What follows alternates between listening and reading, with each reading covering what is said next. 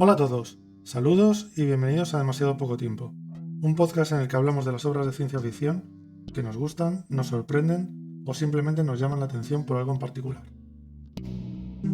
Hoy en DPT tenemos un programa un poco fuera de lo común, porque así haciendo un poquito de metapodcasting, nosotros hoy vamos a hablar de un relato del que finalmente no vamos a hablar. Se nos cruzó por el medio otro relato y dijimos, bueno, pues lo metemos junto con este primero, pero después de leernos ese relato nos llevó a una película. Y entonces al final hemos decidido traer el relato y la película. Así que aquí estamos, no vamos a hablar de guerras que nos sobreviven, y sí que vamos a hablar del relato de A las 8 de la mañana, de Ray Nelson, y la película Están vivos, de John Carpenter. Y hoy además estamos grabando todos juntos, que no es muy habitual. Y no solo estoy con Ricardo, que buenos días. Hola, hola, buenas. De todas maneras, te voy a hacer una puntualización porque vamos a hablar del relato, pero también vamos a hablar de su adaptación al cómic, que yo creo que no lo has comentado porque básicamente Es es que, exactamente lo es mismo. muy menor, pero O bueno, sea, ahora lo hablaremos. Pero también tenemos con nosotros a Jimbo. ¿Qué tal? Oye, pues un placer estar de vuelta, materializándome de las dramatizaciones y acercándome a los oyentes de nuevo. Y me engañasteis, cabrones. Yo vine por el relato del holandés errante y ahora estoy aquí haciendo otra cosa. bueno, ya Pero, sabes Que no tiene que nada que ver, pero esto es así. la vida lleva por derroteros extraños y al final quizás lo peor es que te hemos obligado a ver una película que a lo mejor no tienes el espíritu adecuado porque tú naciste mucho después que nosotros y no la viste en su momento. Pero bueno, ya pero, comentaremos. pero ese tipo de comentarios no me valen, porque si estoy acostumbrado a ver cine antiguo y esto directamente ha sido difícil de digerir. O sea, ya está, no es porque no sepa ponerme en el momento y en la época, sino porque había momentos en el que se me hacía insufrible y punto. Estoy seguro de que vamos a tener nuestros más y nuestros menos tú y yo, ¿eh? No tienes ni puta idea. Te gustó. Me da bien que voy a tener yo que ponerme aquí en el punto medio, ¿eh? Me da... Y bueno, con esto ya vamos a pasar directamente porque no tiene mucho más. Y recordad, encomendar el alma a vuestro creador. He venido a aniquilaros. Porque ya estoy hasta las pelotas.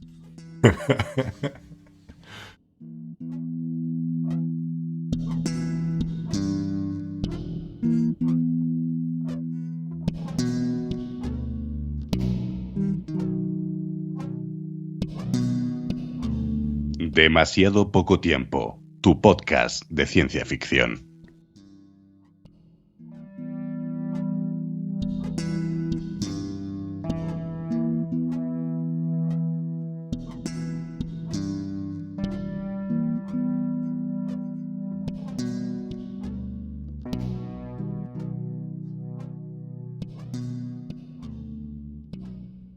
Bueno, pues la primera, bueno, básicamente vamos a hablar de tres obras. Vamos a hablar de A las 8 en punto de la mañana, que es el relato original de Ray Nelson. Luego vamos a hablar también de Nada, que es la adaptación de ese mismo relato al cómic, una adaptación muy fiel, muy fiel, De demasiado hecho, fiel. yo, sin tener la certeza, me da la sensación de que directamente Ray Nelson le pasó el Le tiró el relato relato a la cara y a dijo, Bill Gray, que es el dibujante, y bueno, y por dar algún dato más, esto se publicó en una antología de la editorial Eclipse que se llamaba Alien Encounters, creo recordar. Bueno, y la tercera obra, ya te tomo la palabra un poco yo, y la tercera obra de la que vamos a hablar es Están vivos, de John Carpenter, que bueno, creo que aquí sí que la gente tiene que acercarse y ver esta película, que como vamos a ver más adelante, quizás no todos estamos de acuerdo en lo que nos ha parecido. Ha envejecido muy mal. bueno, pues si quieres empezamos hablando de un poquito de Ray Nelson para centrarnos, ver un poquito su vida y ya luego si queréis vamos con el relato. Sí, de hecho, si os parece, por quitarnos un poco de encima, vamos a hacer un poco la reseña biográfica de todos los implicados, aunque ya avisamos que de Carpenter no vamos a hacer una gran reseña biográfica porque me parece que se presenta por sí misma. Pero bueno, Ray Nelson. Randall Faraday Nelson, nacido el 3 de octubre de 1931 en Nueva York. Durante su juventud fue un miembro activo del fandom de la ciencia ficción cuando aún era un adolescente en la escuela secundaria de Cadillac, Michigan, y después de graduarse asistió a la Universidad de Chicago, donde estudió teología. Y luego más tarde incluso pasó 4 años estudiando en París, donde conoció a gente de tal calibre como Jean-Paul Sartre, Simone de Beauvoir, Allen Ginsberg, William Burroughs y otros iconos de la contracultura. Y esto obviamente le metió mucho en lo que es en el mundillo de la generación beat. En París también trabajó con Michael Moorcock en el contrabando de libros de Henry Miller, que entonces estaban prohibidos. Él, obviamente, no desarrolló una carrera como escritor a priori muy estándar, ya que empezó escribiendo y creando tiras de humor para fanzines de ciencia ficción, y luego publicó sobre todo cuentos de manera profesional. Sobre todo en estos cuentos pues hay que destacar Turn Off the Sky y Nightfall of the Dead Sea.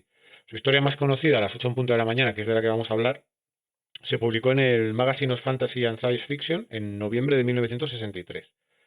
Y como hemos adelantado antes, pues fue adaptada en la antología de cómics Alien Encounters en abril del 86. Y después John Carpenter la adaptó pues más o menos por la misma época, con lo cual yo creo que ahí es donde él estaba un poco más relacionándose con la gente del mundillo. También era amigo de Philip K. Dick y colaboró con él en la novela que trata sobre una invasión alienígena que se llama La toma de posesión de Ganímedes, y de hecho era amigo de Dick desde la infancia y aparece en un documental realizado hace relativamente poco. Nelson dice que las únicas veces que Philip K. Dick probó el LSD fue porque se lo dio él. Me ¡Hostia! parece... A mí es que yo cuando ¡Hostia! leí eso me pareció un poquito aventurado porque yo tenía otro concepto, pero Sí, a ver, es que realmente el problema de Dick es lo traía de serie. que traía de serie su esquizofrenia. Pero claro, todo el mundo también es consciente de que el abuso de ciertas sustancias puede hacer que se le dispare esa esquizofrenia. Yo creo que a lo mejor el LSD no consumía tanto Philip K. Dick, pero anfetaminas él reconoce que consumió mucho para escribir. O sea que habrá que creer a Nelson, ya que estamos en el programa que va dedicado a él. Sí, pero que reconozca abiertamente que fue él el camello, prácticamente, Bueno, era, una, de era, Philip era K. otra Dick. época. La generación Beat, creo que todos se podían considerar a medio camino entre camellos y yonkis, porque todos consumían mucho, pero bueno. Seguimos un poco con la biografía. A principios de la década de los 70, Nelson dirigió un taller de escritores, perdón, en una iglesia unitaria del área de San Francisco, y una de sus alumnas fue Anne Rice, que es un Sí, detalle también sí. bastante curioso.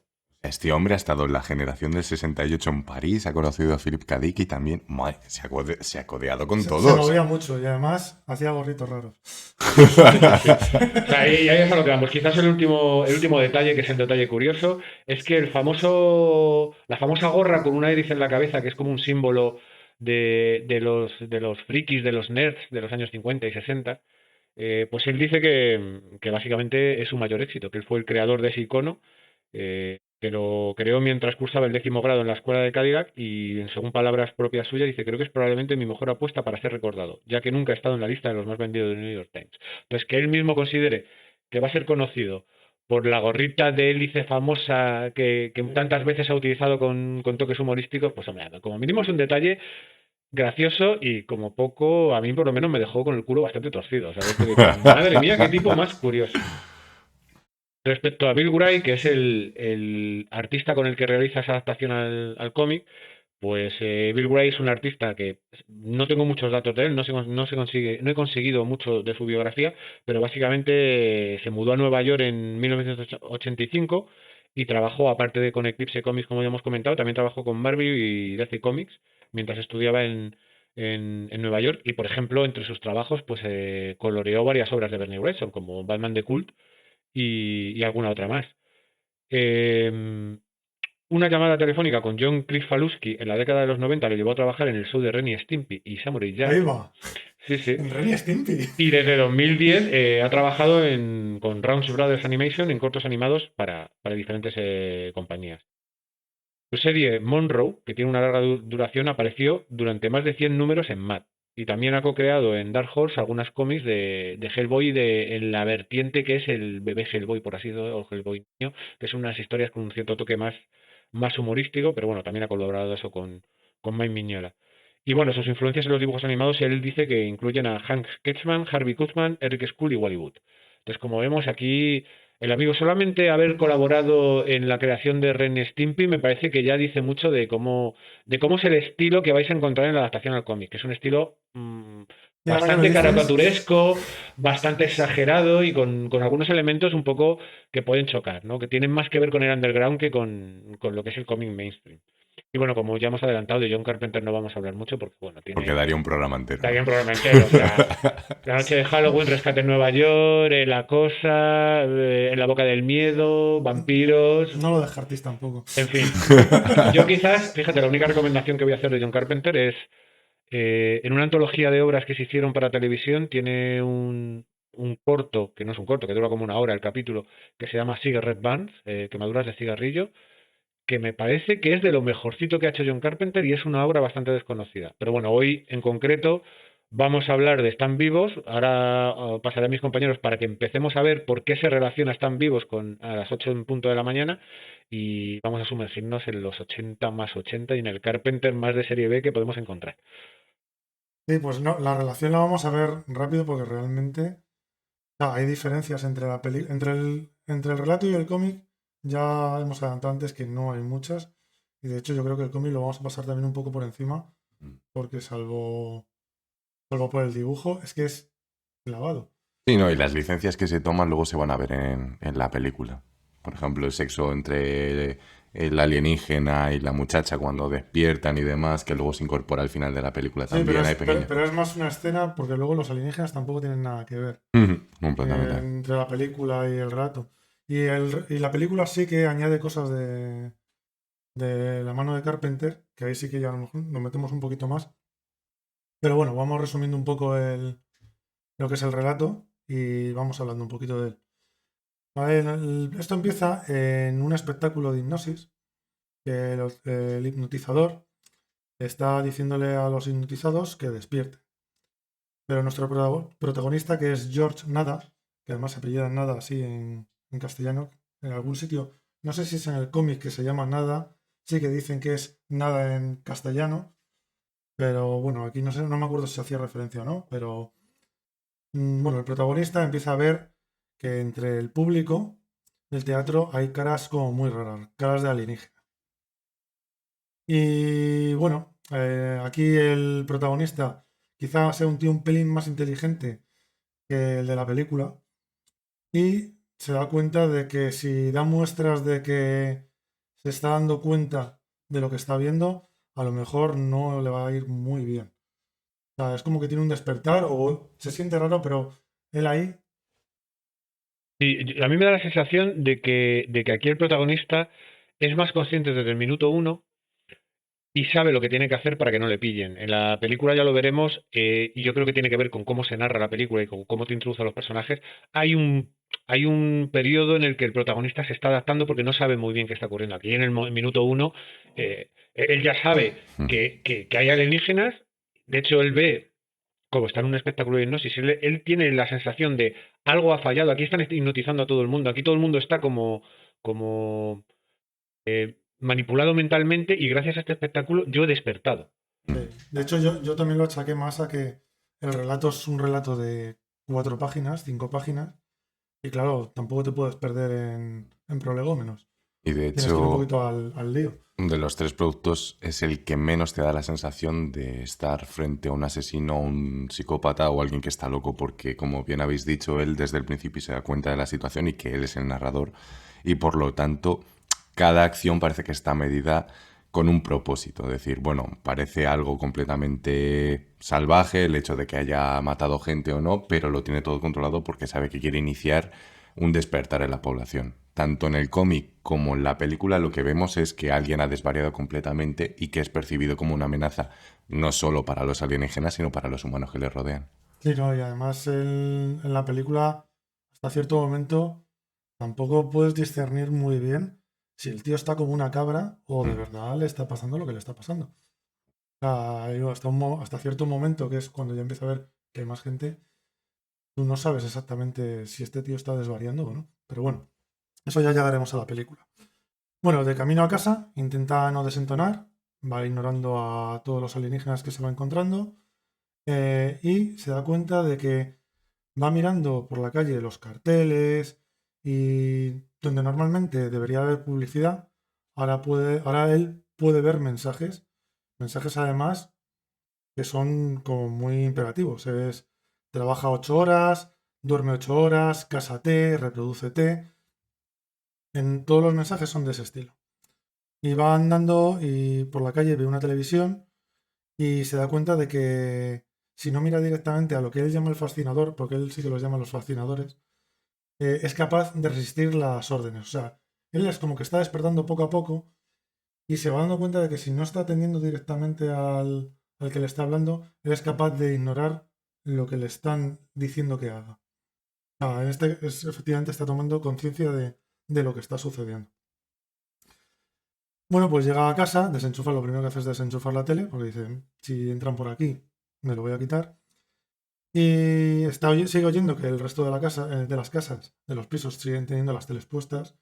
Y se oye de vez en cuando algún graznido, porque aquí sí que lo diferencian, como que hablan, cuando los alienígenas hablan dándote una orden, lo habla como si fuera un graznido, no es como si te estuviera hablando una persona normal.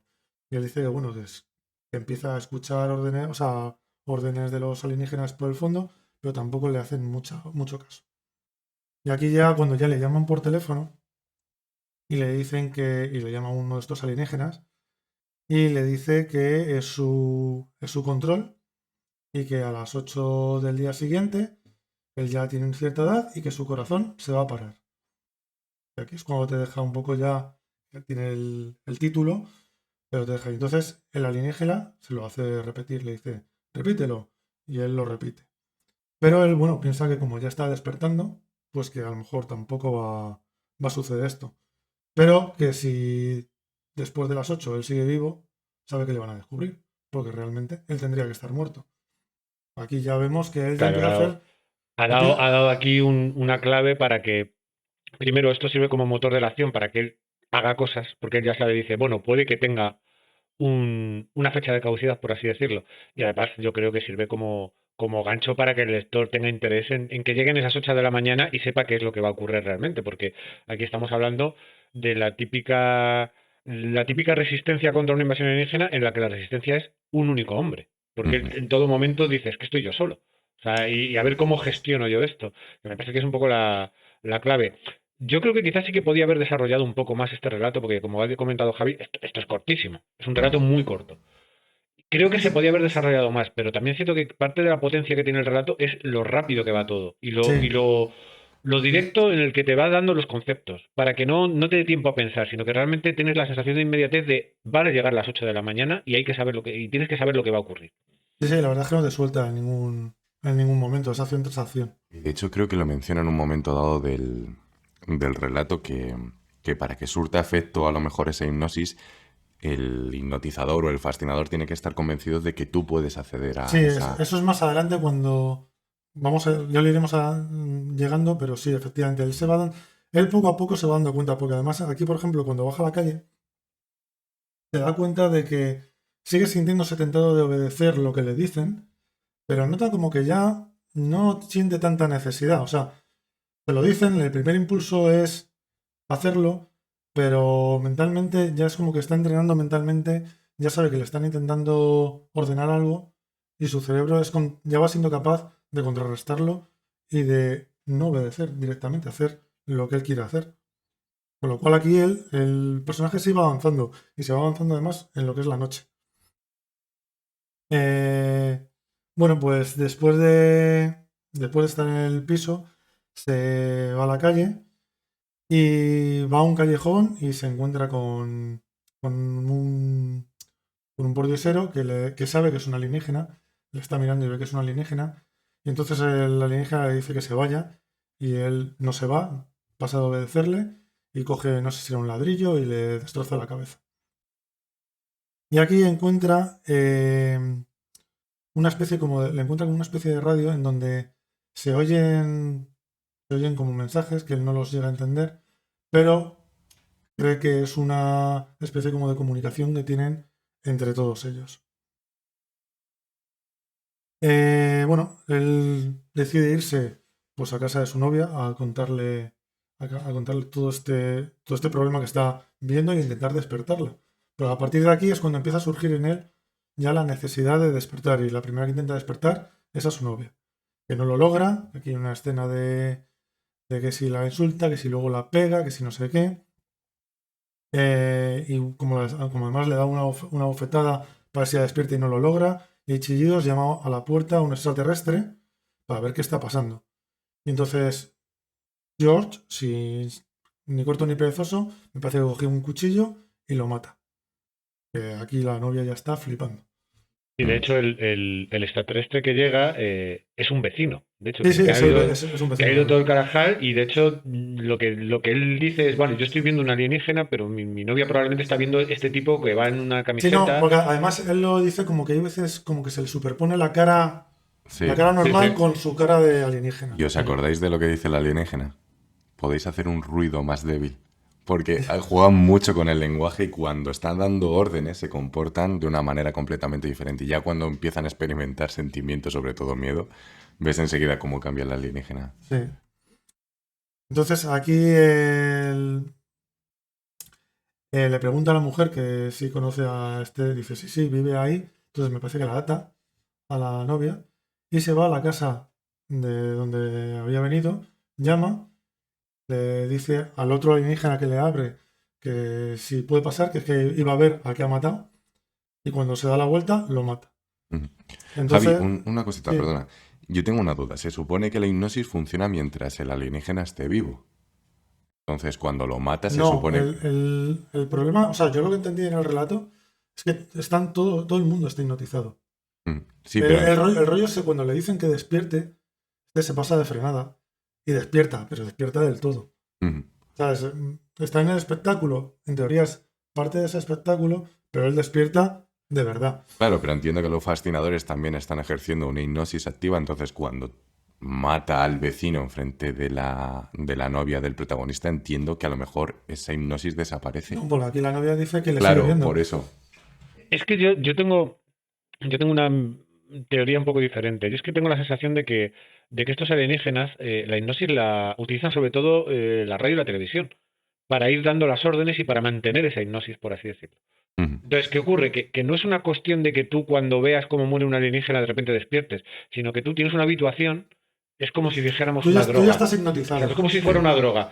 Tú no te puedes quitar de esa droga de un día para otro, sino que tienes que tener un proceso. Lo que pasa es que él ha tenido la suerte de que en ese espectáculo, como bien dice Javi, se ha pasado de frenada y ha logrado despertar. De hecho, no logra despertar del todo, porque como bien ha dicho, a veces ve humanos, a veces ve que son alienígenas, no ve los mensajes todo el rato. De hecho, él hace un esfuerzo en no mirar, porque sabe que eso en cualquier momento le puede volver a traer de vuelta. Él no tiene muy claro cómo despertar a la población. Entonces, lo que está haciendo realmente es un ser humano que está dando palos de ciego y además con bastante violencia porque es lo único que él conoce para poder combatir Ujú. esto que no tiene muy claro cómo combatirlo. Sí, no, y además poco a poco ves como la cabeza se va entrenando para eludir ese control mental, que es lo que vienen haciendo. Y bueno, cuando entran a esta casa, aquí sí que hay un detalle que luego no lo vamos a encontrar en la película, pero ve restos humanos medio comidos y ve también babosas, que son las crías de estos alienígenas. Aquí sí que se ven las crías, que las mata también, y ve restos humanos. O sea, aquí los extraterrestres sí se comen a los humanos, entre Ujú. otras muchas cosas. Pues aquí tampoco te dejan muy claro cuál es el objetivo final de los alienígenas. Aparte de ejercer el control, tú no sabes por qué están aquí, pero bueno, sí sabes que se alimentan de... Sí, porque el protagonista ya se mosquea cuando mata al vagabundo porque aparte de la radio encuentra un cuchillo y un tenedor. Sí. Lo que pasa es que eso se queda un poco ahí. Yo tampoco le di mayor importancia, pero luego... Luego cobra sentido en la cocina cuando están en el piso este que descubre que hay trozos de seres humanos y que entendemos que no solo se alimentan psíquicamente de los humanos, sino también físicamente. Sí, y además aquí encuentra un arma. Encuentra un arma de dardos venenosos, que es el arma con la que se va a armar durante el relato. Entonces aquí deja a la novia atada, me parece, y se va en el coche de la novia y oye por la radio que lo están buscando. Pero aquí es cuando empieza a reconocer que en el locutor de la radio hay un cierto deje de temor a la hora de hablar. Porque cuando se han dado cuenta de que hay alguien que los puede ver como son, es como que ha generado la duda dentro de los alienígenas y aquí es cuando él empieza a reconocer que pues eso, que el locutor tiene un poco de miedo o tiene algo de miedo. ¿Sabes? Y aquí es cuando él se empieza a plantear qué puedo hacer yo, que soy un solo tío, contra todos estos, que están por todas partes. O sea, ¿por qué tiene este hombre miedo de mí? O sea, bueno, este hombre, perdón. Este alienígena tiene miedo de mí. Entonces, bueno, él empieza a ver que se montan controles policiales, con lo cual él decide dejar el coche e irse en metro para evitar los controles. Y ve en otra televisión, de estas de la calle, cuando está paseando, que están repitiendo una y otra vez los locutores que somos vuestros amigos y tal, pero ya les ve como con más miedo. Ya empieza a detectar el miedo como un patrón dentro de lo que están haciendo los alienígenas. Es curioso el uso de los televisores que hace constantemente, porque claro, es una cosa que nosotros, por ejemplo, aquí en España no hemos vivido, pero en Estados Unidos durante los años 50, 60, 70, era muy habitual que en las tiendas que vendían televisores hubiera televisores que estaban emitiendo la señal que hubiera en ese momento, los noticiarios o los diferentes programas o lo que fuera. Sí, sí que molaba. Entonces, el, eso es un poco lo que yo siempre he entendido que es el mecanismo que utilizan los alienígenas para controlar a toda la población a nivel. Ahora hoy en día, pues no, eso no ocurre realmente. De hecho, tú cuando entras a una tienda de televisión lo que te encuentras es que están poniendo el típico programa estándar o lo que sea necesario. Sí, Pero a bueno, mí me parece que la demo de o la, la la demo intro. de la televisión, exacto. Pero claro, en aquel momento sí que se emitía. Entonces, yo siempre he tenido la sensación al leer el relato que eso es lo que están utilizando los alienígenas, el que realmente hay una transmisión constante que es una sociedad que está como muy televisiva, que está como muy pendiente de todo lo que ocurre en Pero televisión. no sé si es tanto la televisión como tal. No, pues yo aquí sí que siempre en lo que es el relato, les he dado más importancia a los fascinadores en sí, no al hecho de la televisión. O sea, a mí me venía la idea de la televisión, claro, yo había visto antes la película que haberme leído el relato. Pero aquí yo creo que la idea de la televisión es más bien un medio de comunicación, porque también hablan por la radio y por la radio también lo escucha. O sea, yo creo que es más el efecto de la voz que tienen los fascinadores o la imagen del fascinador directamente, o todo el conjunto, lo que impone la hipnosis a la gente. Lo que pasa es que, claro, la tele es muy completa. Pues la tele le estás viendo y le estás Es oyendo. imagen y sonido, Es claro, sí. imagen y sonido que es más Y también es potente. cierto que a ver, que os puede dar la sensación a los oyentes de que estamos hablando de un relato que es muy extenso, pero es que el relato va muy rápido y son 5 páginas. O sea, el relato en 5 minutos te lo has leído. No hay mayor problema. Sí, sí, el relato es súper súper rápido. Bueno, pues después de esto se va abriendo paso con... Bueno, no. Después de notar que tienen la voz más temerosa, se da cuenta de que aquí es el momento en el que él se da cuenta de que a lo mejor todo el poder que tienen los extraterrestres está concentrado en que ellos mismos crean que pueden imponerse a nosotros, o sea, que nos pueden imponer sus órdenes. Aquí es un poco el momento más en la cuerda floja, a lo mejor, del relato. Pues llegar a esa conclusión también es un poquito... Pero bueno, claro, tienes que darle... El relato tiene que avanzar. Entonces él lo que piensa que para que si él, la manera que tiene de cargarse a todos estos alienígenas es despertar a todo el mundo o a la mayor cantidad de gente posible para que ellos tengan más miedo y cuanto más miedo tengan, menos capacidad tengan de controlar mentalmente a la Es gente. sembrar la duda, ¿no? O sea, él Sí, entiende que si siembra la duda en la población, eh, esa población será un poco más débil a la hora de creer lo de los alienígenas y los alienígenas serán debilitados. Es un poco, yo creo en ese sentido aquí los alienígenas son un poco parásitos, ¿no? Y Mm. necesitan la colaboración de los humanos. Y creo que lo que pasa es que como tú bien dices, hay como un pequeño salto de fe aquí, de por qué él llega a esa conclusión, aunque sí que hay detalles, pero claro, al final el problema es que el relato va tan rápido que no te da la sensación de que sea una conclusión lógica. Sí, no permite una divagación o cómo funciona esa sociedad como para que... claro, sí, él te intenta ir metiendo, te va a ir metiendo lo del miedo, en no sé qué, poquito a poco para que lo vayas, pero que realmente tampoco tiene una relación directa. Es Claro, una de estas que él piensa que le puede salir bien. y que realmente aquí el autor no se molesta en ningún momento en describirte la sociedad alienígena, ni cómo funcionan, ni de dónde vienen, ni qué es lo que pretenden.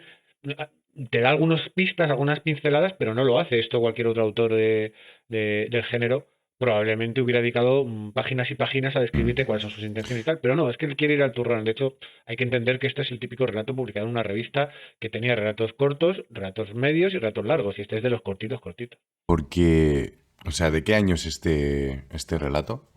¿Lo sabéis? Del 60 y algo era. Pues dame un segundo.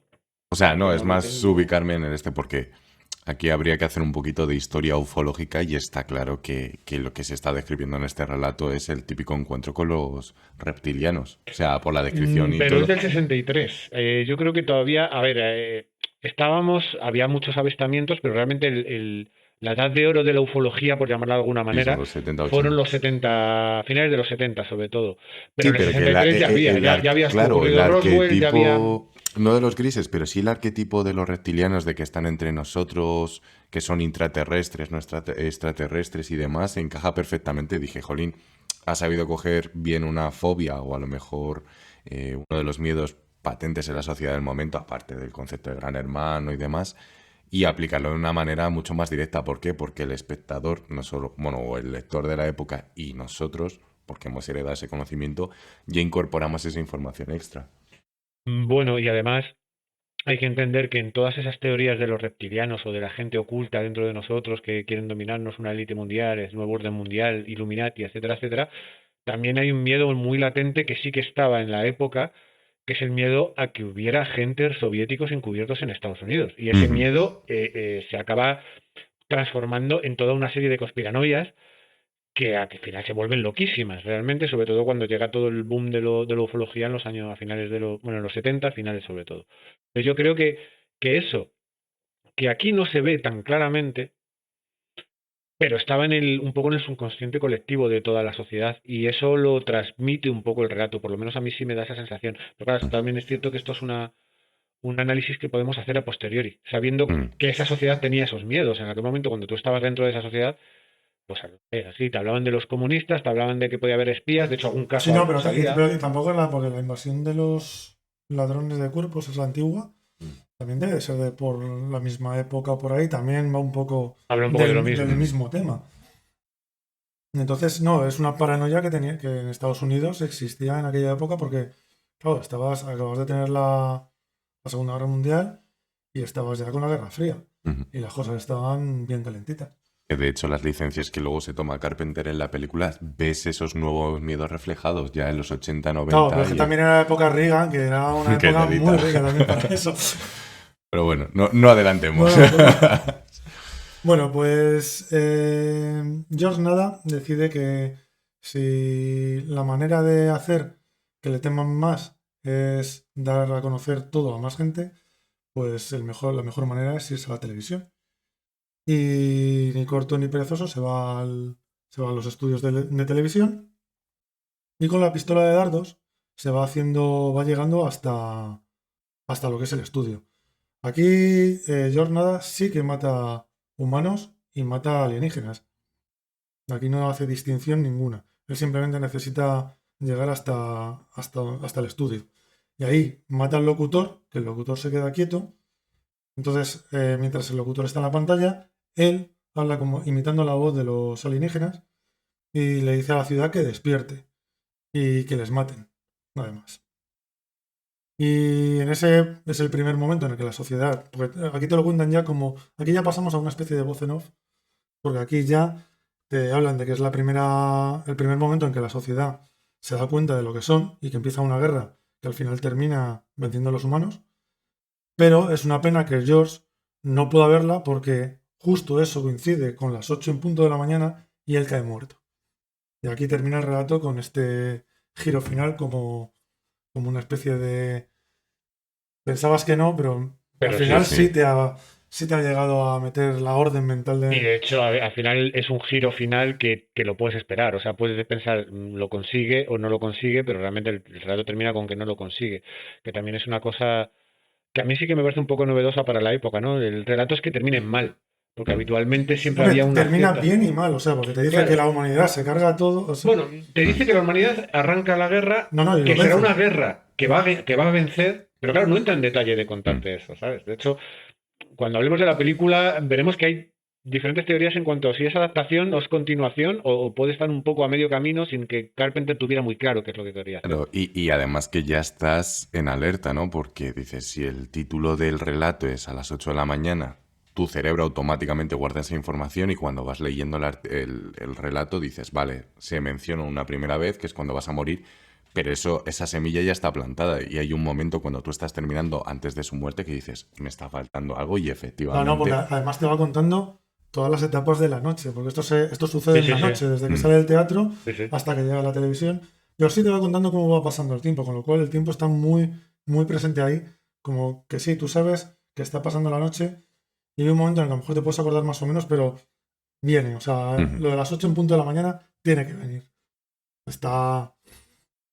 Y aquí acaba la historia, no tiene más, es una historia muy corta, se lee en nada.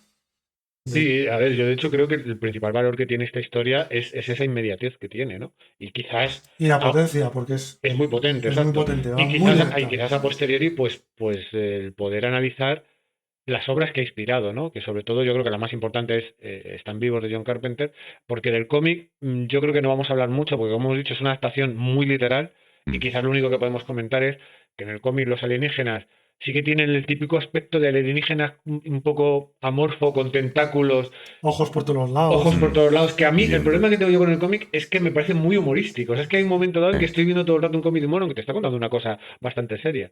Y bueno, y tiene un estilo que, bueno, los que conozcan Ren y Stimpy y Laura Grzelewski, pues le puede sonar. O sea, tiene un estilo como un poco exagerado. No es el mejor de los dibujantes, pero tiene un estilo particular que te puede llamar la atención. Potencia muchas de las cosas que se daban en los cómics de underground de aquella época, pues eso, el resaltar la sexualidad, lo grotesco, muchas veces lo macabro, lo que rozaba prácticamente con el concepto de antisistema, porque la representación del personaje es mucho más joven de lo que se te da a entender en el relato. La mujer o barra novia es súper sugerente, además, le dibujan los pezones con un fino camisón. También tienes el efecto, por ejemplo, la muerte no es por ataque al corazón, no sufre un infarto, sino que directamente se empieza a deshacer y al final queda una calavera. Entonces, bueno, o sea, del Sí, poco luego la, margen la que... sang- la sangre y lo de las Claro, babosas también es como muy exagerado. el arma que lleva, por ejemplo, en la televisión es una UCI, no es un arma alienígena. O sea, es como todo mucho más... Que luego eso lo veremos potenciado en la Más película, ¿no? pulp, Más más pulp, de... completamente.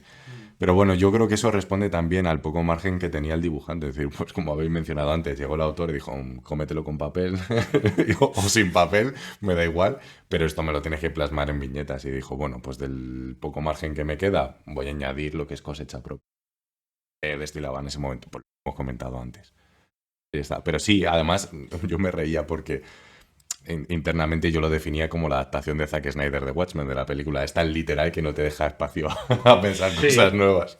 sí, podríamos hablar incluso más que la versión de la adaptación de Zack Snyder de Watchmen, la adaptación de Sin City de Robert Rodríguez, que era tan Sí, que era literal, tan tan literal. literal que para mí no funcionaba, porque estaban intentando trasladar el lenguaje del cómic a un medio que necesita otro lenguaje para funcionar. ¿Sabes? Ujú. Entonces sí, tú podías parar cualquier momento Sin City y decir, es una viñeta, pero no me termina de funcionar. Pues no digo que sea una película mala, pero no termina de funcionar como entendemos que funcionan las películas. Obviamente luego te vas a otras culturas y las películas funcionan de otra manera, pero en Ujú. ese sentido yo creo que Y sobre todo decirle a los oyentes que si se leen primero el relato y luego encuentran el cómic, que dejen un tiempo, un espacio, porque yo me lo leí de seguido y fue como un golpe cerebral bastante majo que dije, pero no solo la sensación de déjà vu, decir esto lo acabo de leer, sino tío, no hay una reinterpretación de las páginas, no hay un deseo de mostrar otra perspectiva, porque el cómic te brinda otros medios de comunicación que te llegan directamente. Y entonces dije, bueno, no, o sea, déjalo reposar y ya me leeré el cómic de otra manera porque te da la sensación de que te han puesto el mismo plato. No, no, es que es el mismo. O sea, yo me pasó lo mismo, me leí el relato y me leí el cómic y dije, vale, tengo el resumen. Porque es Literal. básicamente es el resumen en sobre todo viñetas. es que el cómic no es una adaptación, no funciona como adaptación, es una traslación casi Sí, literal. Sí. De literal. todas maneras, en aquella época yo entiendo que cuando tú hacías esta adaptación al cómic, en ningún momento pensabas que el que leía el cómic fuera a buscar el relato. De No, hecho, no en lo ningún tiene. momento en el cómic te pone esto está adaptando una historia de... No, directamente el autor, el propio Ray Nelson, lo firma como Sí, guionista del era, cómic era y ya como otra está. manera de distribuir la misma historia, pero en otro formato y ya Efectivamente. está. Hacerlo más atractivo y que llegue a O más venderla otra público. vez o algún rollo de estos. Y bueno, yo creo que ya nos podemos tomar un descansito y beber un poquito de agua. ¿Te apetece?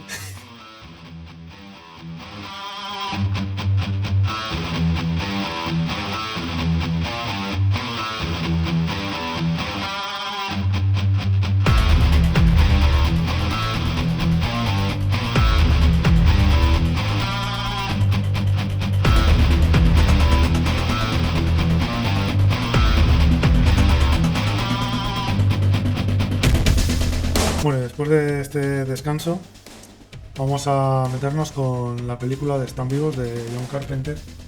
Que esta sí que tiene cambios con respecto a lo que es el relato original del que hemos estado hablando antes. ¿Vale? Si queréis vamos hablando un poquito de todo. Pero aquí sí que hay diferentes... Sí mete cosas de su propia cosecha Carpenter, porque cambia también un poco el motivo. Ya, o sea, estos alienígenas ya tienen un motivo, aquí nos lo dan. Y la manera de despertar, de ver a los alienígenas y de que se estructure un poco toda la que es la película es diferente. Porque Ujú. aquí esto básicamente es una película del oeste, pero con alienígenas, porque viene el de fuera de la ciudad Sí, sí, el de buscando fuera, trabajo. exacto, y se va a encontrar una situación extraña que afecta, no voy a decir a sus amigos porque no llegan a ser sus amigos, pero a la gente con la que convive. Y en ese momento dado, a partir de ahí tira. Yo creo que aquí Carpenter estaba más interesado en ciertas imágenes que él tenía en la cabeza, porque por ejemplo aquí utiliza el recurso de, que a mí me parece que funciona muy bien, el recurso de que cuando él ve la realidad, que bueno, aquí la realidad se va a ver a través de unas gafas de sol. Gafas de sol especiales que entran en un momento dado dentro de la película, llegan al protagonista y él, todo ese periplo de despertar es utilizando estas gafas. Y cuando se pone las gafas, de repente la cinematografía se pone en blanco y negro y es cuando vemos esos rostros tan característicos de la película y los mensajes subliminales que con gafas de subliminales no tienen nada. Realmente no es que sean mensajes subliminales, sino que con las gafas ves una cosa y en la realidad ves otra. Suele haber una cierta relación, pero bueno, yo creo que aquí Carpenter este relato lo utiliza también mucho para hacer la crítica que él quiere hacer, porque esta película puede sonar un poco extraño, ¿no? Pero esta película es una película de Carpenter con crítica social y aquí está haciendo una crítica a cómo estaba la economía en la época más dura de la época Reagan, que es la época en la que los yuppies y la gente de clase alta triunfaba, el capitalismo desbocado, pero había todo un estrato social de Estados Unidos, que era la gente de clase baja y tal, en la que veníamos de la crisis económica de los 70 y está teniendo muchísimos problemas para salir adelante. Y esta es uno de ellos. Se le ve cómo llega a la ciudad, Sí, como sí, tú bien es has que dicho, con una mochila. con una mochila, una mano delante y la otra detrás. Y lo Adelante, una primero que detrás. hace es irse a buscar trabajo a una hora. A una obra, exacto. Además, lo comentábamos fuera de micrófono, dices, Jolín, sabemos cómo funciona el trazado urbano de las ciudades americanas, que son kilómetros y kilómetros y kilómetros de manzanas cuadriculadas, y dices, este hombre lleva caminando desde no sabemos cuándo, que prácticamente está en el extrarradio, que sigue caminando, dices, un sistema como es el americano, que están acostumbrados a conducir bajo cualquier circunstancia, te está indicando ya cómo funciona, ¿no? No solo esa soledad. Y aparte me parece, o sea, este tipo de películas me parecen interesantes en el sentido de que es un genial para los historiadores. No tanto por la historia que me estás contando en sí, sino por ver el reflejo de lo que sucedía en la época y como bien ha dicho Ricardo. Otra que se me viene a la mente es Rocky 4. Tendrá sus cosas rocambolescas, pero realmente estás viendo cómo funcionaba la propaganda, cómo se sentía el americano y qué es lo que demandaba. Entonces, por mucho que tú a lo mejor estés dando clase en una universidad o alguien que esté interesado en el siglo XX, tú puedes estar explicándole, pues, Reagan en los años 80 hizo esto, esto, y dices, no, mira, te voy a poner esta película y enseguida vas a entender lo que se respiraba en aquella época. Sí, de hecho, tú te puedes coger una serie de películas de esta época y entender perfectamente cómo funcionaba la economía estadounidense. Tienes esta, Están vivos. Tienes Armas de mujer. Armas de mujer te define cómo funciona el mundo de los yuppies. Wall Street. Wall Street también Mm. te está definiendo ese tipo de estructura. O sea, creo que al final esta película, que no deja de ser serie B de Carpenter, que de hecho es una cosa curiosa porque Carpenter hace el guión de esta película y no lo firma con su nombre. O sea, lo firma con seudónimo. Sí, pero yo no encontré por. Yo entiendo, ¿Por o qué? sea, aquí puede haber dos motivos. O porque te avergüences de lo que estás escribiendo, que yo creo que Carpenter no se avergonza en su A vida ver, de todo lo que ha hecho. Carpenter siempre ha hecho lo que le ha dado la gana. Claro, Con más medios o menos medios, exacto. pero siempre ha O hecho que lo que ha hubiera querido. algún tipo de conflicto con los sindicatos, asociaciones de cinematografía americanas, que ahí sí que suele haber más historia, ¿no? O sea, Mm. de tú al final, si eres de tal asociación, no puedes actuar en una misma película como director y Sí, y como además guionista. Yo creo que van a ir por ahí y los que el tiros. guión te lo tiene que revisar otro del sindicato de guionistas y tienen que pasar Entonces, ciertas claro, pautas exacto. internas para que te lo O sea, validen. yo creo que van más por ahí los tiros. De todas maneras, aunque la película te está contando, que ahí es una cosa que fuera de micro hemos tenido una pequeña discusión si esta película es una adaptación del relato, o por ejemplo yo cuando vi la película, la estuve viendo con mi mujer, pues mi mujer me dijo, no, no, es que no es una adaptación como tal, es una continuación del relato. Realmente no lo es, porque en el relato sí que te dice al final que todo el mundo despierta y tal, y aquí no te da la sensación de que todo el mundo haya despertado, pero sí tienes un poco la sensación de que hay como una resistencia que ya sabe lo que está Mm. ocurriendo. Y realmente el protagonista no se va a ver tan solo en el sentido de que va a tener esta gente que van a funcionar como motor para contarte qué es lo que está pasando. Realmente se lo están Claro, contando es al que protagonista, pero te lo están contando la a verdad es ti. que es uno de los cambios que también mete Carpenter ahí, porque él para hacer la crítica que quiere hacer de los yuppies, del consumismo, de la publicidad, te lo tiene que ir articulando y tiene más espacio que un relato de 4 páginas. Y aún así ese espacio que tiene lo desperdicia muchas veces en escenas alargadísimas. Porque bueno, Sí, ya llegaremos a la de la pelea. sea, realmente, a mí, yo lo que me da un poco de pena, porque además es la típica película de los 80 que dura lo que dura, 1 hora y media, no dura más, Mm. ¿vale? Y durando lo que dura, creo que hay veces que no tiene muy claro cómo ir de una Mm, parte de la película a otra. Yo en parte lo achaco a que Carpenter siempre ha sido, o sea, todas sus películas son relativamente pausadas. O sea, Sí. Carpenter no es un director que vaya a toda velocidad, una tras otra, tras otra, no. Él te deja que mastiques lo que te está enseñando y que lo mastiques tranquilamente. Entonces, parte es eso. Yo ahí lo veo. Luego hay otras escenas, o sea, que suele ser la de la pelea, que dura 5 minutos, que a mí también me parece larga, y que a lo mejor si lo hubieran montado de otra manera y más corta, hubiera quedado mejor. Sí. Porque la pelea no es mala. No, no, la pelea no es No. mala. Lo que pasa es muy larga. El problema que tiene esa pelea es que cuando llevas ya un buen rato viéndola, te acabas de saliendo de la película y diciendo, Carpenter, ¿qué me quieres contar con esto que es tan largo? Bueno, aquí Carpenter decía, no, si originalmente iban a ser 20 segundos, lo que pasa es que me gustó tanto que Que la me dejé recreé. entera. Pero es que no puedes tampoco hacer eso. O sea, una pelea es una pelea y además es una pelea que es una de. O sea, yo creo que hay dos escenas que se pueden resolver de una manera completamente diferente y esta es una de ellas. Sí. La Porque otra es. para que te pongas unas gafas no necesito molerte a palos. Sí, sí, sí, ¿Sabes? con que pidas, Por por muy favor. físicos que sean los dos protagonistas.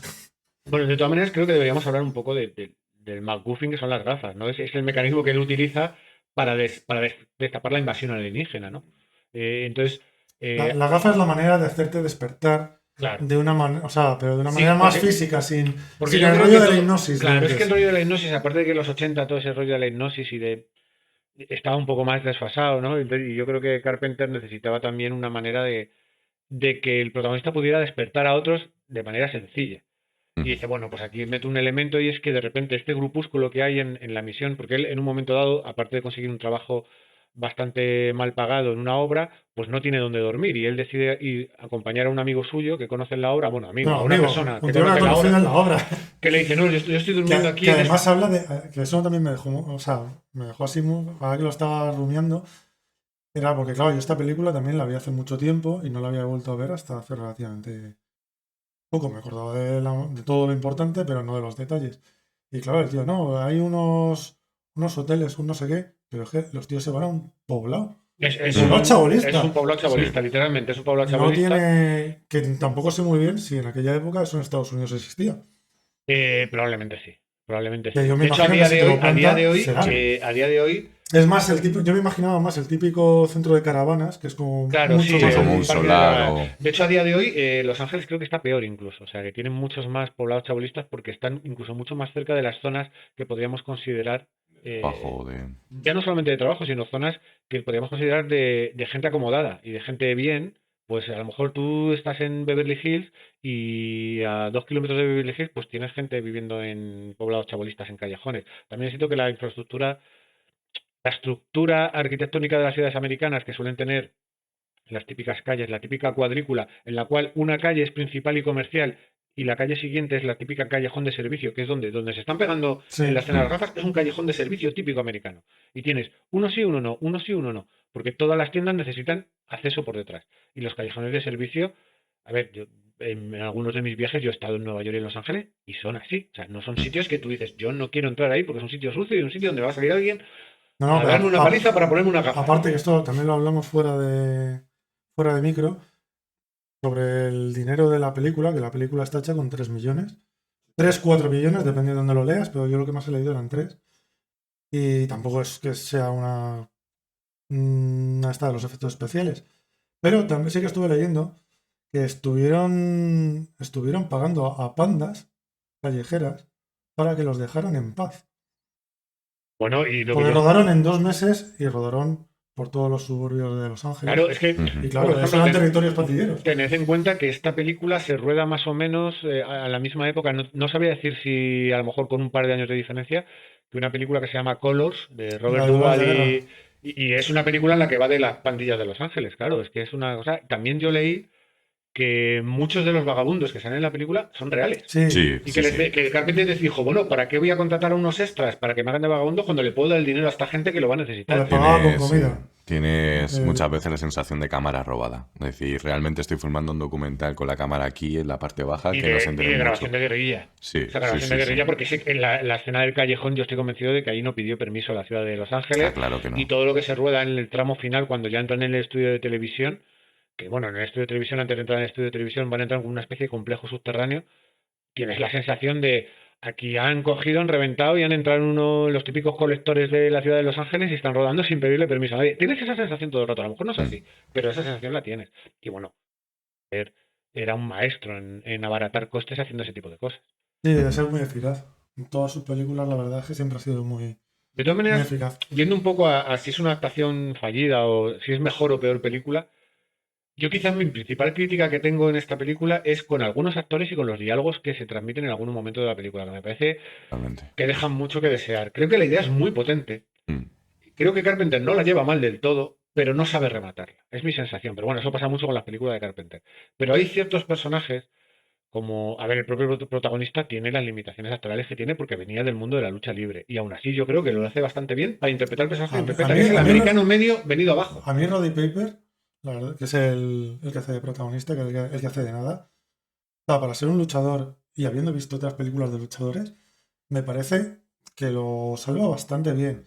Y Kate David tampoco le veo mal. Yo el No, no, problema Kate lo tengo David a mí es me parece... con Bert Foster, que cada vez que sale es como, ¿y ese palo? ¿Por qué lo han puesto ahí? Exacto. Hay personajes son un palo. Yo creo que sí, que Keith David es quizás el... A ver, es el que tenía más bagaje como actor y además ya había trabajado antes con Carpenter, sabe lo que quiere y es el que mejor lo hace. La protagonista, por así decirlo, la compañera que van a tener que convencer, es que aparte tiene esa escena, hay un momento dado que es el paralelismo con cuando él va a ver a su novia en el piso, pues aquí es, él la secuestra, que además es el momento, y la lleva a su apartamento y para lo único que sirve toda esa conversación, que tiene los diálogos más lamentables que yo he visto, porque hay un momento en que dices, no sé si está insinuándose, le quiere hacer el lío, luego le tira por la ventana, hay un momento que es todo muy loco. Pero Todo, pero lo único es para darle la información de yo trabajo en televisión. esa actriz responde a un arquetipo que, bueno, a un prototipo que se daba en la época en esas productoras, que es chica guapa pero de mirada penetrante, ¿no? Y además tiene unos ojos azules, grisáceos, súper impactantes y da cierta sensación de alienígena. Entonces, Inquietud, sí. te funciona por eso, porque lo que comentas tú en la escena cuando la rapta y la lleva al piso de ella, dice, chico, entre primero, ¿qué dices? No sé si la decisión de convertirle en un héroe de acción que se ajusta a los cánones, pues eso, de Masters del Universo o cosas de estas, Sí, de los 80 en el fondo. viene dada por la propia industria, es decir, pues ahí tienes a Schwarzenegger dando el do de pecho, nunca mejor dicho, en un montón de películas y lo que necesitas es un tío con una ametralladora muy gorda liando la parda. Bueno, es lo que se y no diferencia. nos olvidemos que Carpenter venía de haber hecho Golpe en la Pequeña China, que se había pegado el batacazo porque tuvo la mala suerte de estrenarse el mismo fin de semana que Aliens, o sea, el mismo verano que Aliens. Entonces, claro, estaba en el ambiente de los 80 en el cine de Hollywood, de que eso era lo que iban a ver los chavales al cine. Y yo bueno, creo que él hace eso, exactamente eso. Y aparte de que también va a lo mejor más en su ADN resolver las cosas con algo más de acción o algo más bestia que algo más sesudo o más de hacer una disertación sobre lo que está pasando, porque la película aunque no tiene muchas escenas de acción, tampoco son una joya las escenas de acción, por eso disparar desde la cadera con una ametralladora es ochentero, a más no poder, Sí, sí, sí. porque es que no se puede hacer. Sí, no, pero por Pero ejemplo, él, o sea, la historia la avanza un poco de esa manera. Aunque el original también avanza así. Lo que pasa Sí. es que es un poco más comedido porque estos ya son dos que entran con las ametralladoras en mano y se van. Que por cierto, Pero es que hay un problema, para mí la película tiene un problema, es que en un primer momento, cuando ellos están en ese poblado chabolista, y él se da cuenta de que en la misión donde vive el religioso este que les da de comer y tal, ocurre algo. Ahí creo que planta muy bien la semilla de cómo funciona esta resistencia, de que ya hay gente que se ha dado cuenta, que son la gente que fabrica sí, porque a él le las despiertan, gafas. entre comillas. Claro, a él le O sea, despiertan. él se despierta por Pero- casualidad, pero. Claro, él Claro. descubre que están fabricando las gafas, que tienen ahí. Vale, entonces toda esa parte está muy bien planteada. Pero la siguiente vez que se encuentra con esta resistencia, tú entras en una sala en la que está todo el mundo cargándose de armas hasta arriba. O sea, tienen Claro. unas cajas llenas de sus fusiles y todo. Pero- Y Sí, dices, pero, "Uf". pero Es- no es- va, pero tampoco va muy alejado de lo que les pasa cuando hacen la redada. Porque a la iglesia esta viene una redada de la policía sí, sí, es cierto. y se los funde. Y además, constantemente vas oyendo comentarios de nos los hemos cargado en no sé dónde. Pues Bueno, luego, incluso cuando están abajo en los sótanos estos famosos Sí. que tienen los guardias el detector de fantasmas de los cazafantasmas en la mano, usándolo como radio. Literalmente. O sea, yo es que cuando lo vi dije, tío, es descarado. Pero Ahí bueno. están diciendo, nos hemos cargado la facción de no sé dónde. Y de O sea, hecho, es como que hay una guerra abierta. constantemente durante la película se ve a la policía actuar.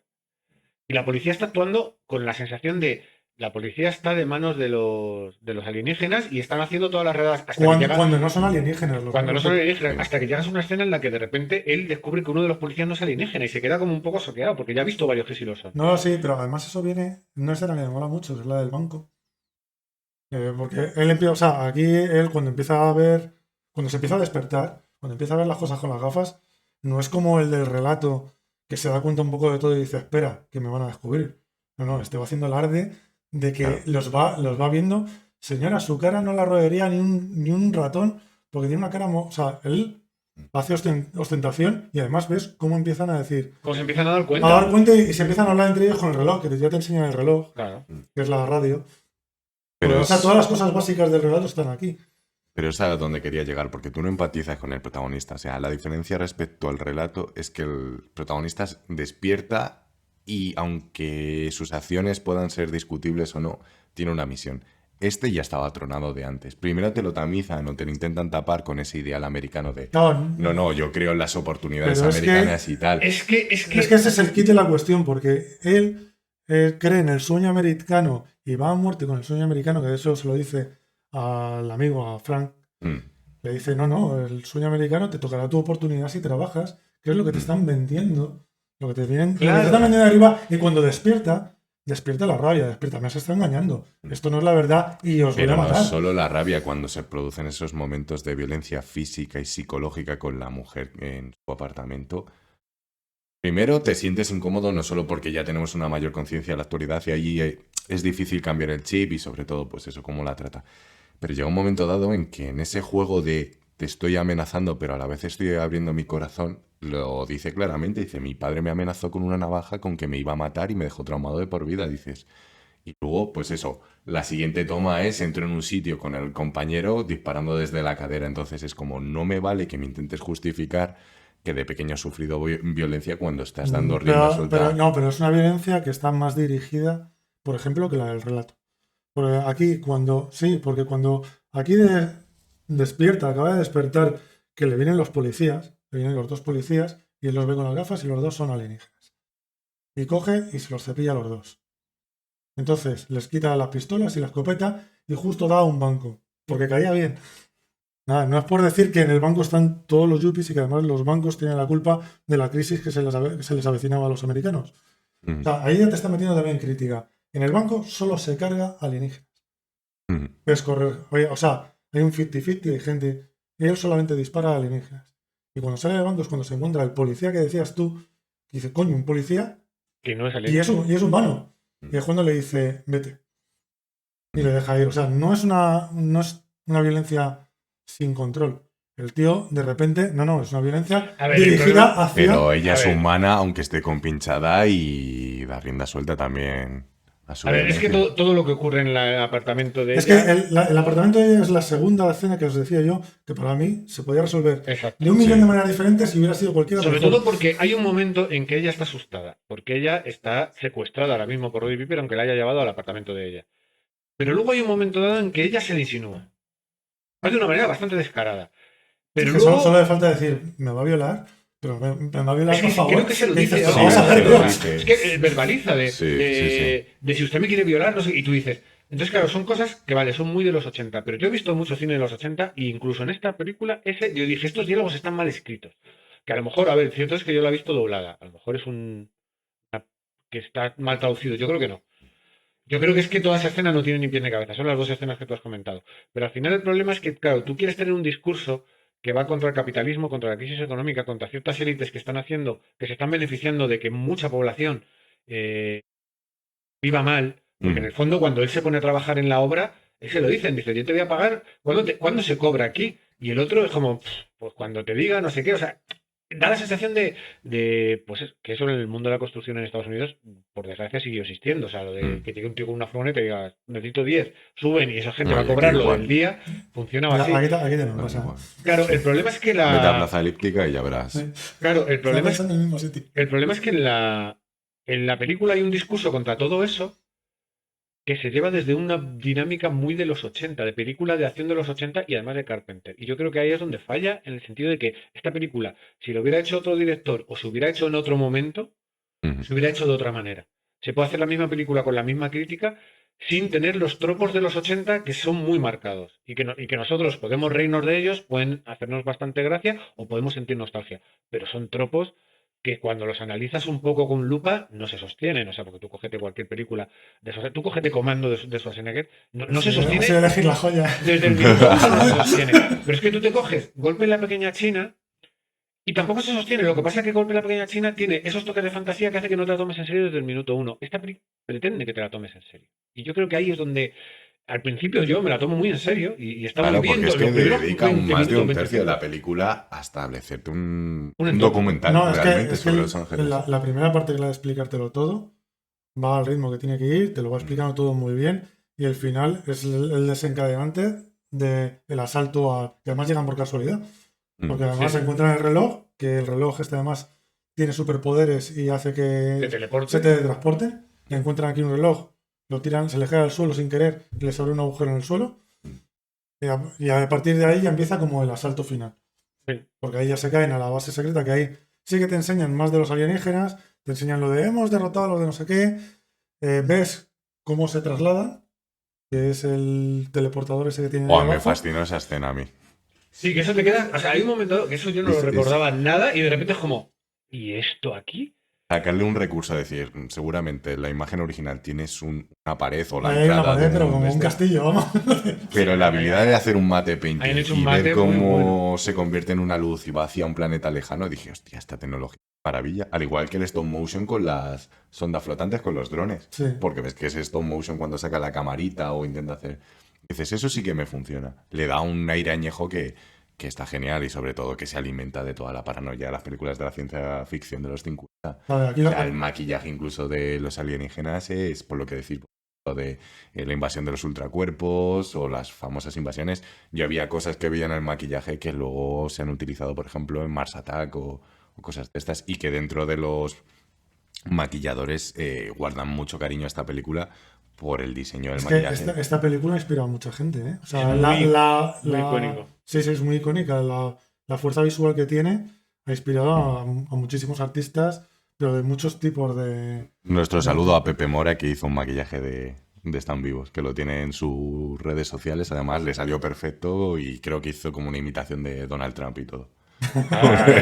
De hecho, si tú buscas carteles de la película están vivos hechos por aficionados o por gente profesional, vamos, pero no carteles oficiales, muchas veces te encuentras la fisionomía de Ronald Reagan con la cara de están Sí, vivos. O sea, sí, y eso sí, es sí, muy sí. habitual porque no se le escapa a nadie que la crítica de Carpenter era eso, realmente. ¿Sabes? Aparte de que yo creo que solamente una película de pequeño presupuesto como esta le permitía a Carpenter hacer este tipo de crítica. Un gran estudio hubiera dicho, oye, Sí, que yo te estoy pagando para lo que yo Yo te quiero. estoy pagando no para que me pongas mal en la película. Que luego también Carpenter solía ser muy civilino para esas cosas y solía colar lo que él quería de una manera más o menos visible, pero también tenía una habilidad para ese tipo de cosas. Pero bueno, volviendo a la escena esa, también aquí ya te meten al mendigo del principio que estaba también en el poblado, que aquí te sale ya vestido de frac, y aquí es cuando ya te cuenta toda la historia, que si son alienígenas, que se han venido, porque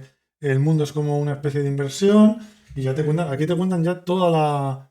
De hecho, Es muy rápido, ya toda esta zona final es muy rápido, claro, que es lo que hablábamos antes. corregime si me equivoco, pero ese personaje que le cuenta todo, ¿no es un humano colaboracionista, por así Sí, decirlo? sí, O sea, sí, es un sí, tío que es el dice- que está viendo la tele al viendo la principio. tele y está protestando por las interferencias. Exacto, claro, entonces tú dices, pero entonces aquí también hay gente que colabora, que claro, luego viene... Claro, es que ella también es un... A mí me hace gracia colaboracionista. porque es el rol del villano que te cuenta su plan. Que dices, tío, que son dos humanos que van armados, que se han metido en tu base y les estás contando Además- todo. Además, no nos olvidemos que esto es una peli de los 80 y el aspecto que llevan los dos, que acaban siendo protagonistas, para mí acaban siendo protagonistas los dos, porque es a Roddy Piper, que va con los típicos vaqueros súper ajustados y luego una camisa, que además como Con tiene la esa justa con la cintura en el ombligo. en el ombligo, además con esa fisonomía que tiene de luchador de lucha libre americana de los 80, no de rock y tal, pero sí que se le ve que tiene los hombros anchos y tal, pero luego tiene una cinturita finita, y luego ¿cómo se llama? Keith David, Keith David.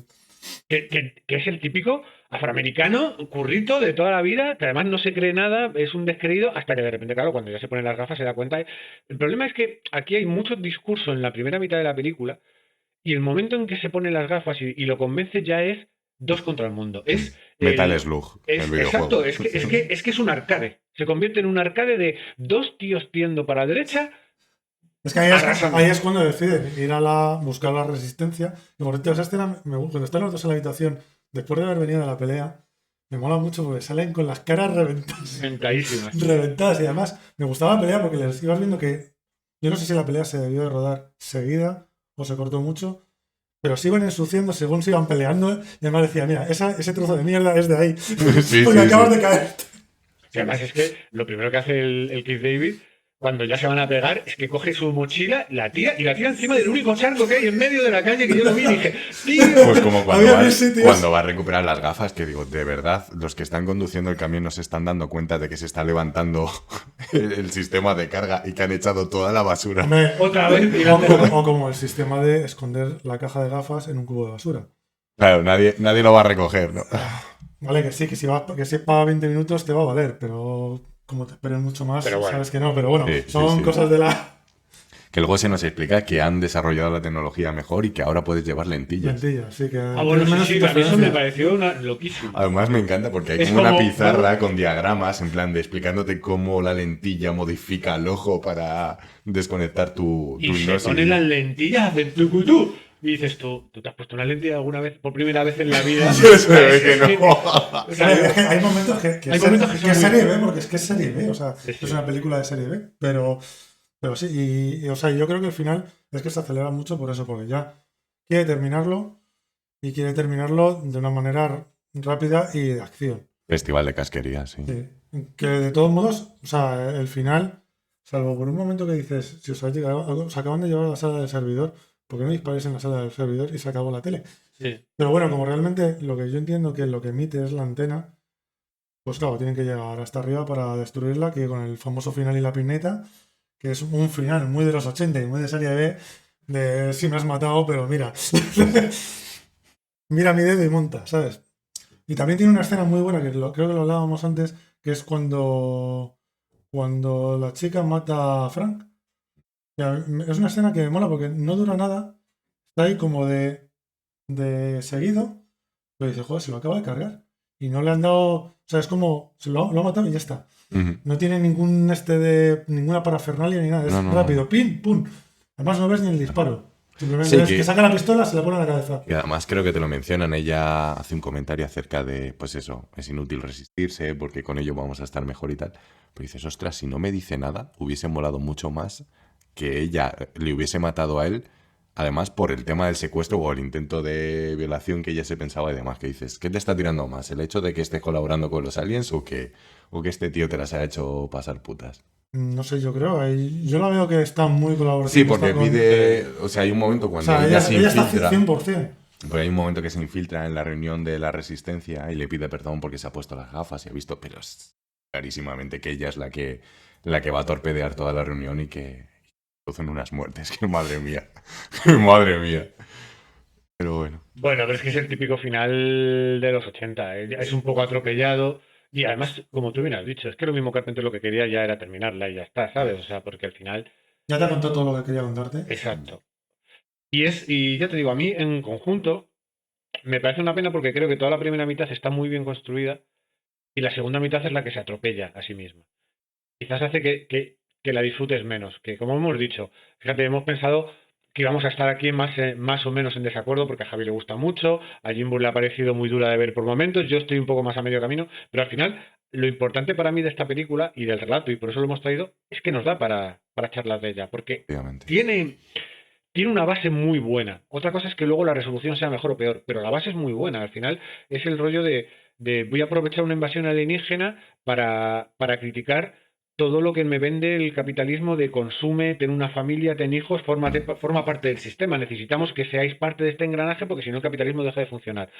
Y eso, hecho en los 80, No, por un tiene autor mucho tan mérito. particular como Claro. Carpenter, tiene mucho mérito. No, el mérito tiene efectivamente Porque eso- estrenarlo en el momento que lo estrenó. Claro, porque eso me lo haces ahora en el 2010, 2020, y entendería que es un discurso muy interesante. De hecho, ha habido discursos similares en películas similares. Una película española hace muy poco Sí. Sí.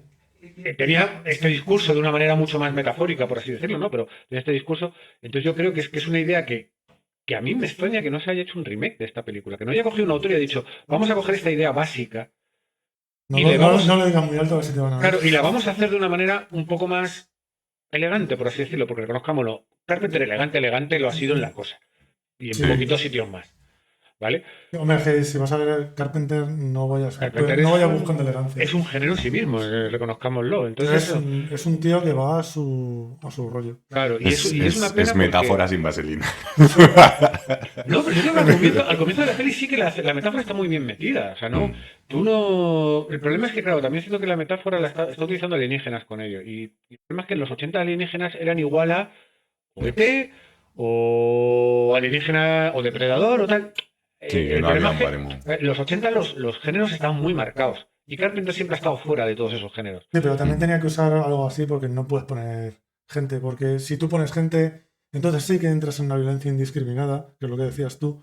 Y entonces cuando pierde todo el sentido de la película. Porque mientras ellos solamente se dediquen a matar a los alienígenas, no es que digas, no, están los dos tumbados y están matando Sí, porque que sí. focalizas O sea, un estás enemigo focalizando externo. porque tienes el Sí. enemigo y el enemigo es estos. Si eso lo cambias por yuppies normales, o sea, como personas, que es básicamente la mayoría de los enemigos son yuppies, ahí es cuando ya no está, o sea, estás desfocalizando lo que quieres decir y te estás yendo a lo general. Y Eso esa sería- es la época maravillosa y el público perfecto para potenciar toda la mitología de la conspiración y la conspiranoia que se hizo tan famosa en los Estados Unidos y que en los círculos del misterio se alimentan de esto. O sea, yo veía a los miembros de la Resistencia y digo, es que el nieto de este miembro de la Resistencia ha saltado el Capitolio hace 2 años. O sea, llega un momento en que la película directamente... Y es curioso porque alguien de ese pensamiento ve esta película y le refuerza sus ideas de, wow, estoy en contra del sistema, esto me va a ver. De hecho, es que aquí Carpenter tuvo problemas, muchos, y además lo ha hecho por activa y por pasiva y le encabrona mucho, con perdón, el tema. Pero claro, esta película a determinadas minorías de pensamiento le viene muy bien porque la puedes ajustar a lo que tú quieras. Entonces Claro, se la han llevado tanto a extremos de derecha como a extremos de izquierda, se lo han llevado para todos los sitios. Cuando él dijo muy claramente, yo estoy criticando esto, Claro. pura y llanamente. Y es lo que decía Ricardo, decir, Pero claro, la puedes tergiversar como tú quieras. no hay nada velado, o sea, la crítica es evidente, se coge enseguida. Y aún así, es ojos que no quieren ver, corazón que no siente. Es decir, no, esto refuerza mi sesgo de confirmación. Y al final, de repente, pues, ocurre otro caso, el tema de Scarface. O sea, el éxito que tuvo, no solo porque sea una buena película, sino que todo el mundo quería emular, o con Narcos ha pasado lo mismo, que todo el mundo como Pablo Escobar, es como, no estáis pillando la crítica. La romantización, por De los ejemplo, en ese del género, criminal. del mundo criminal en Estados Unidos es una cosa que está muy arraigada porque en el fondo ellos Pero no desde tienen desde el oeste. claro, ellos no tienen mitología y su mitología al final se ha construido a base de bandidos. Que los últimos grandes bandidos fueron Bonnie and Clyde y gente de ese estilo. O John Dillinger. Estamos hablando de gente que claro, le decían, no es que como roban a los bancos, digo, ya, roban a los bancos, pero también matan gente. Entonces, claro, tienen una línea muy fina, sobre todo porque los Estados Unidos lleva la individualidad al extremo y no les gusta el control del Estado. Entonces, al final, cuando el camino entre no me gusta el control del Estado o me aíslo completamente del Estado y me convierto en una bomber o en un survivalist, en un gente que cree mucho en yo me lo como, yo me lo como, a mí no me digas que no puedo tener un fusil, no me digas que no me puedo tomar una copa de vino antes de coger un coche, cosas que se van acercando a Europa, pues al final... Reclamar la libertad en momentos tensos, ¿no? Momentos tensos, al final este tipo de películas se pueden coger y se pueden llevar donde tú quieras. Es que es el problema, Sí, porque la crítica está ahí. Es igual que tú puedes coger una película como La Ópera de las Vanidades y la puedes tener como la crítica a ese mundo yuppie en el que un individuo se va a librar de un crimen por ser de la clase social que es, o pues llevarla como que desde los yuppies te digan, no, no, es que esta película nos representa. Sí, efectivamente. Wall Street, O American Psycho. O sea, American Psycho, creo que está bien claro que ese tío es un enfermo y un criminal y un asesino. Pues hay gente que dice, no, pero cómo mola.